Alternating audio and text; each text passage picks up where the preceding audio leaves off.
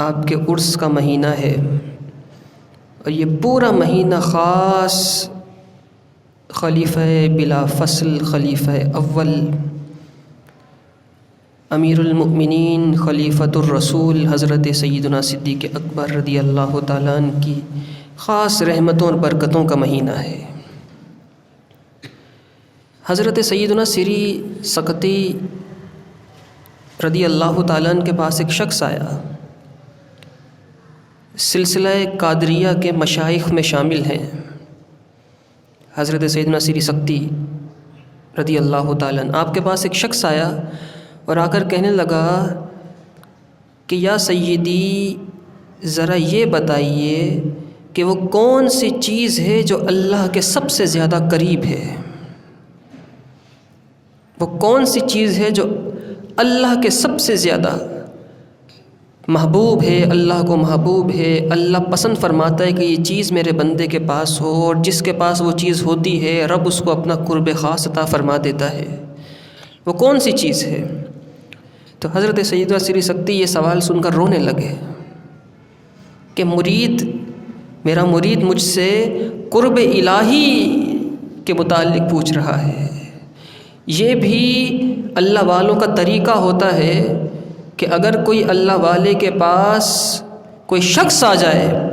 اور وہ رب کا قرب پانے کا سوال کرے اس سے، رب کا راستہ اور طریقہ پانے کا سوال کرے اس سے، تو وہ اللہ والے رو جاتے ہیں، اس خوشی میں رو جاتے ہیں، اس خوشی میں آنسو آ جاتے ہیں کہ دیکھو میری یار کی بارگاہ میں ایک اور شخص جانے کی تیاری کر رہا ہے، رب کی بارگاہ میں ایک اور شخص جانے کی تیاری کر رہا ہے۔ تو حضرت سیدنا سری سقطی سے اس شخص نے پوچھا ذرا یہ بتائیے وہ کون سی چیز ہے جو بندے کے پاس ہو اگر تو رب اس کو اپنا قرب دے دیتا ہے، اور رب چاہتا ہے کہ میرے بندے کے پاس ایسی چیز موجود ہو۔ تو حضرت سیدنا سری سقطی رضی اللہ تعالیٰ نے آنکھیں بند کیں، اور آنکھیں بند کرنے کے بعد کچھ دیر کے بعد اپنا سر اٹھایا، اور سر اٹھانے کے بعد آپ نے فرمایا وہ چیز یہ ہے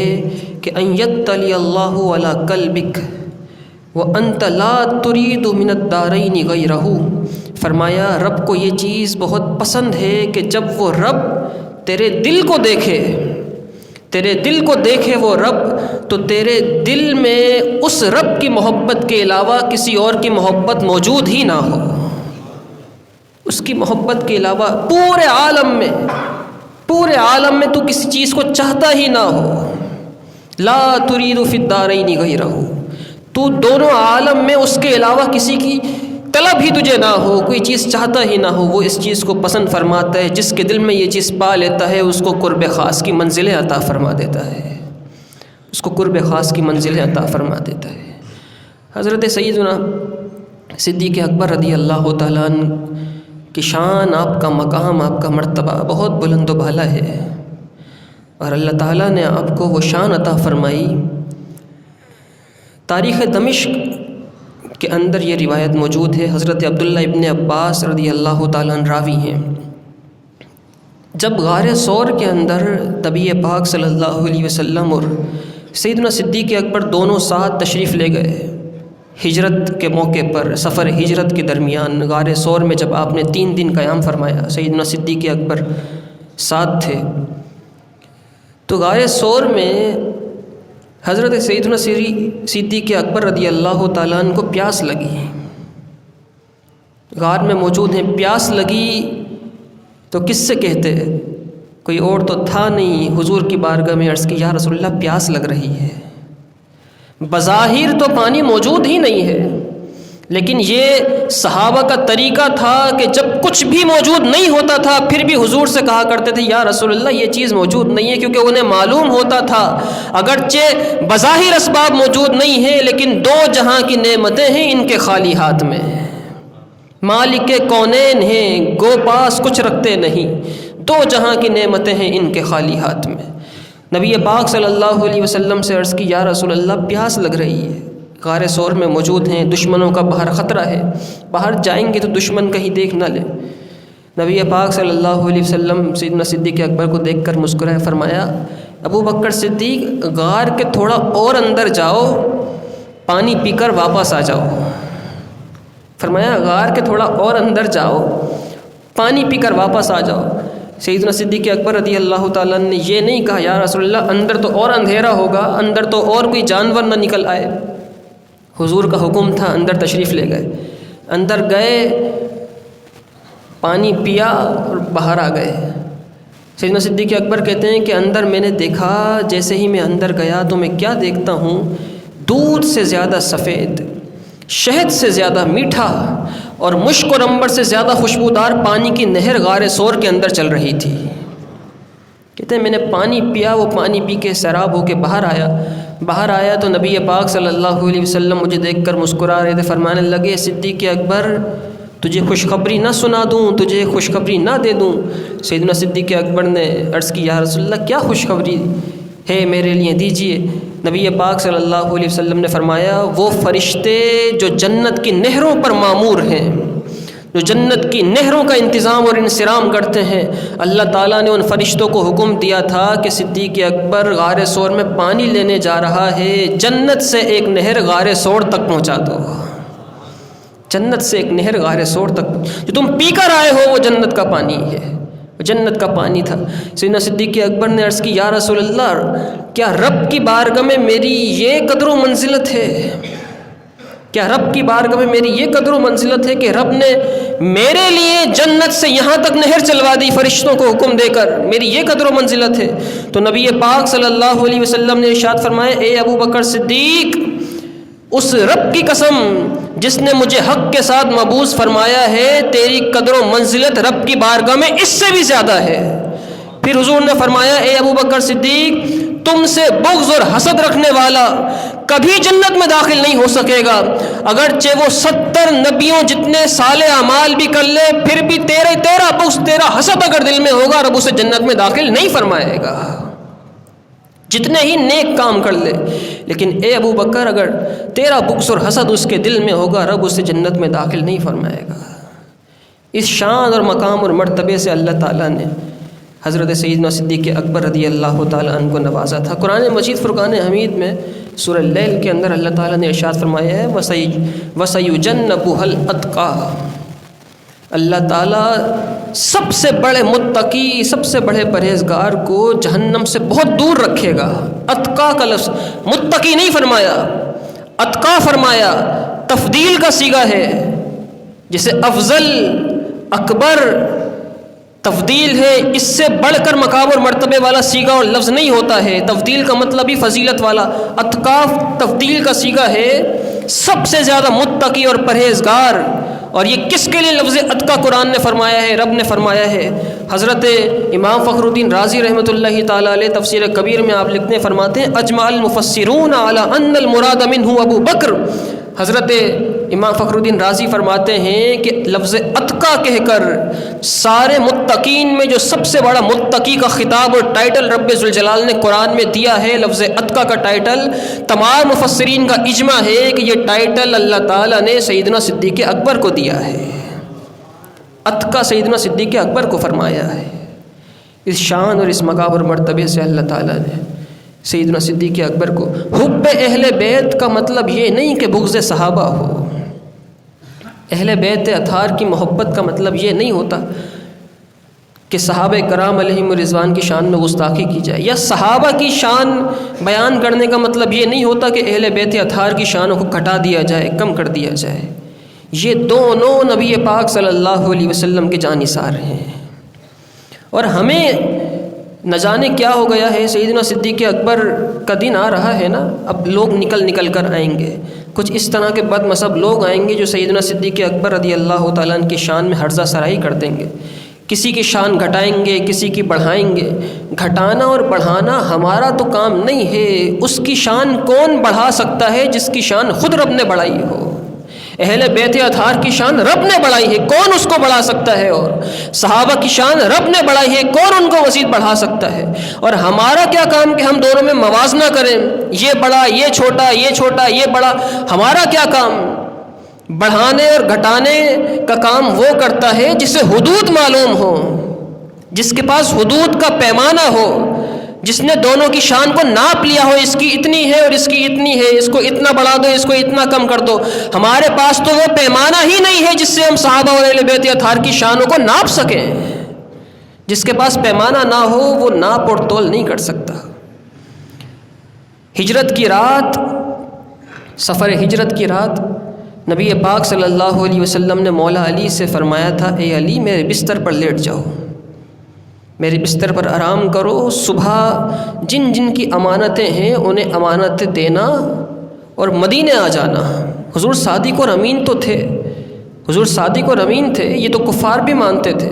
صادق اور امین تو خود کو قریش مکہ اور کفار مکہ کہا کرتے تھے حضور کو، اور اب اپنی امانتیں حضور کے پاس رکھوایا کرتے تھے. حضور نے فرمایا، اے علی ہمارے بستر پہ آرام کرو، ہجرت کے لیے جا رہے ہیں مدینہ منورہ، تم جن جن کی امانتیں ہیں سب کو لوٹانا اور مدینے پہنچ جانا. باہر حضور کے کاشانہ اقدس کا گھیراؤ کافروں نے کیا ہوا تھا کہ کسی طرح موقع ملے گھر میں داخل ہوں، اور اس بستر کی طاق پہ تھے جس بستر پہ حضور آرام فرماتے تھے کہ اس بستر پر لیٹنے والے کو نقصان پہنچائیں. ان کی نظروں میں تو یہی تھا، سوچ اور وہم اور گمان میں یہ تھا کہ آج بستر پہ حضور خود موجود ہوں گے. تو وہ بستر جس بستر پر حضور مولا علی کو لٹا کر گئے تھے، اس بستر پر جو بھی لیٹنے والا تھا اس کو اپنی جان کا خطرہ تھا کہ کفار آئیں گے اور مار دیں گے، لیکن مولا علی نے اپنی جان حضور کی جان پر نثار کر دی تھی. اس بستر پر لیٹ کر مولا علی نے اپنی جان حضور کی جان پر نثار اور قربان کر دی تھی. یہ مولا علی کی جان نثاری تھی. وہاں غار ثور میں، یہ ہجرت کا ہی پورا سفر ہے نا، وہاں غار ثور میں سیدنا صدیق اکبر اپنی جان حضور کی جان پر نثار کر رہے تھے، اس طرح کہ سانپ ڈس رہا تھا لیکن ایڑی نہیں ہٹا رہے تھے. تو یہاں اہل بیت اپنی جان حضور پر قربان کر رہے تھے، وہاں صحابہ اپنی جان حضور پر قربان کر رہے تھے. اس شان اور مقام اور مرتبے سے اللہ تعالیٰ نے ان نفوس قدسیہ کو نوازا تھا. اور ایک بات بڑی اہم ہے، یہ شاید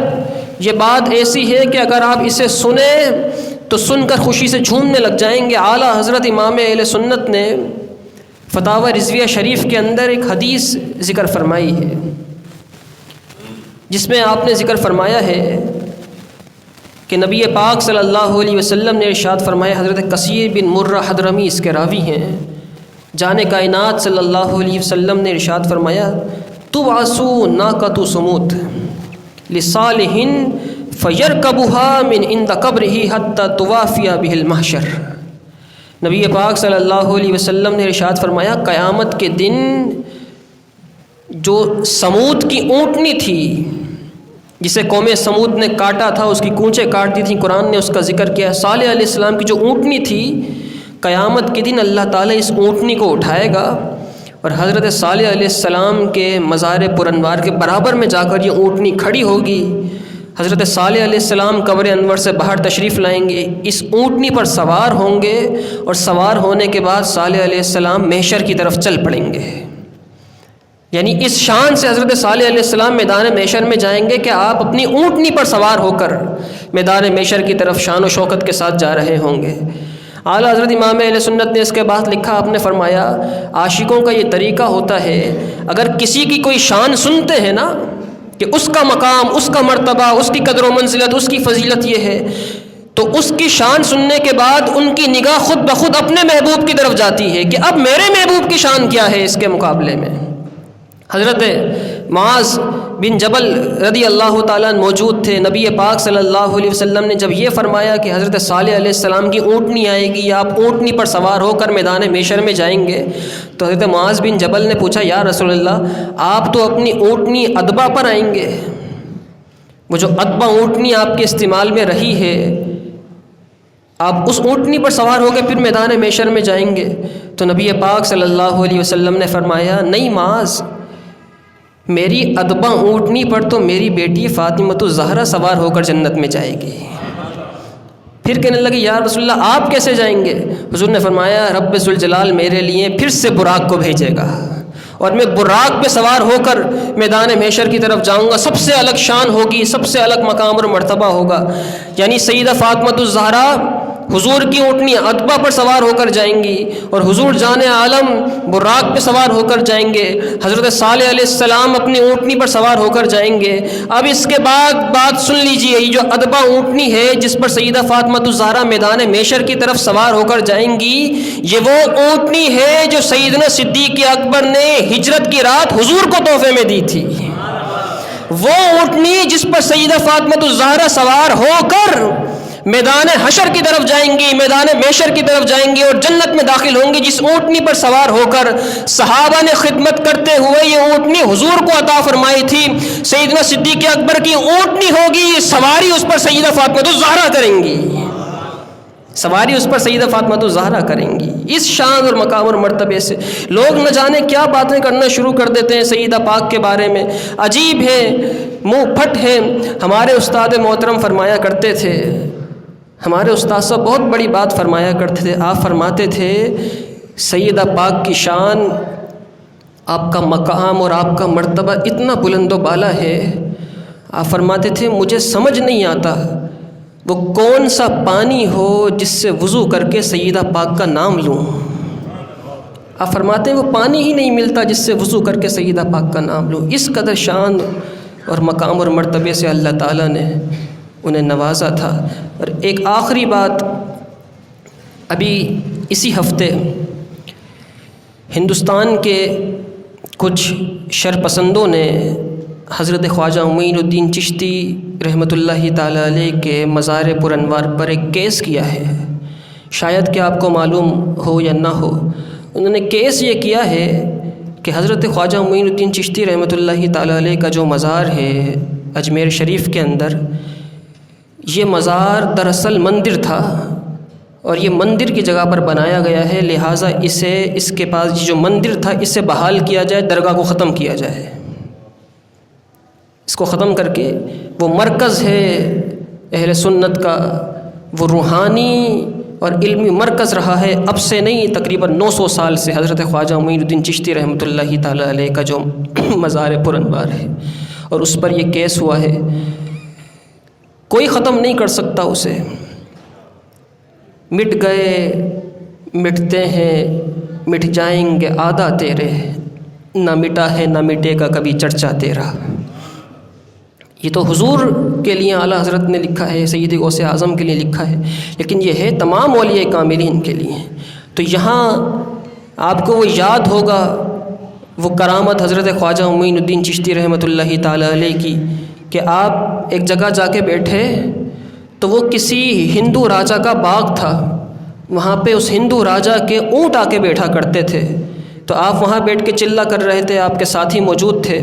رات کا وقت ہوا تو اس ہندو راجا کے اونٹ آئے،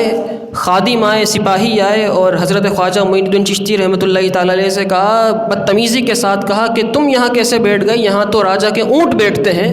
اٹھو یہاں سے، جاؤ کہیں اور جا کے بیٹھو۔ تو آپ نے فرمایا بڑی جگہ ہے، کہیں اور بھی بیٹھ سکتے ہیں، بہت جگہ ہے، کہیں اور بھی بیٹھ سکتے ہیں۔ تو وہ سپاہی کہنے لگے نہیں تم لوگ جاؤ یہاں سے، اٹھو، یہاں راجا کے اونٹ بیٹھیں گے۔ تو خواجہ معین الدین چشتی رحمۃ اللہ تعالیٰ نے فرمایا چلو ہم اٹھ کے چلے جاتے ہیں، یہاں راجا کے اونٹ بیٹھتے ہیں تو بیٹھے ہی رہیں۔ فرمایا اونٹ بیٹھتے ہیں تو بیٹھے رہیں اونٹ۔ ان لوگوں نے راجا کے اونٹ بٹھا دیے، ان لوگوں نے راجا کے اونٹ بٹھا دیے۔ جب بٹھائے صبح ہوئی، اونٹ کھڑے کرنے لگے تو کوئی اونٹ کھڑا نہیں ہوتا تھا۔ خواجہ صاحب فرما کے گئے تھے نا بیٹھتے تو بیٹھے رہیں، کوئی اونٹ کھڑا نہیں ہوتا تھا، بہت کوشش کی، تگ و دو کی، اونٹ کھڑے نہیں ہوتے تھے۔ پھر راجا کے پاس یہ خبر پہنچائی گئی کہ اونٹ کھڑے نہیں ہوتے، تو راجا نے کہا تم نے کل جس بزرگ کو اٹھایا تھا اس سے جا کے معافی مانگ کر آؤ، پھر یہ اٹھیں گے۔ وہ سپاہی خواجہ صاحب کے پاس آئے، معافی مانگی، پاؤں پکڑے، آپ نے معاف فرمایا، واپس گئے، اٹھایا تو اونٹ کھڑے ہو گئے۔ تو یہاں میں ایک بات کہتا ہوں، 850 سال پہلے خواجہ معین الدین چشتی رحمۃ اللہ تعالیٰ علیہ کے بٹھائے ہوئے اونٹوں کو ہندو نہیں اٹھا سکے تو آج ان کے مزار کو کیسے اٹھا سکتے ہیں؟ ان کے مزار کو کون اٹھا سکتا ہے؟ اللہ تعالیٰ ہمیں ان بزرگوں کا فیض عطا فرمائے۔ وآخر الدعوانا الحمدللہ۔